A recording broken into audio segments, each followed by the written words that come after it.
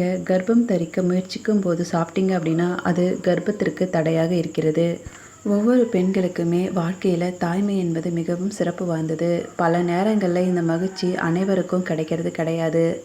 இதுக்கு பின்னால் பல காரணங்கள் இருந்தாலும் இந்த உணவு பழக்க வழக்கமும் மிகவும் முக்கியமாகும்.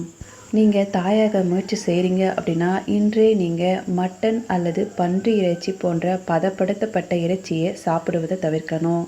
இதில் தீங்கு விளைவிக்கும் ரசாயன நைட்ரேட் இருப்பதால் கருவுறுதலை பாதிக்கிறது. பதப்படுத்தப்பட்ட எந்த உணவையும் நீங்கள் தவிர்க்க வேண்டும். டீ, காஃபி அல்லது குளிர்பானங்கள் போன்ற கஃபீன் மூலக்கூறுகள் நிறைந்த உணவுப் பொருட்களை உட்கொள்வதை தவிர்க்க வேண்டும். இதில் ஈஸ்ட்ரோஜன் அளவை அதிகரிக்கிறது.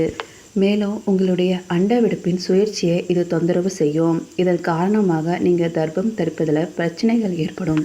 மது அருந்துதல் ஆண்களுக்கும் பெண்களுக்கும் கருவுறுதலில் மோசமான விளைவை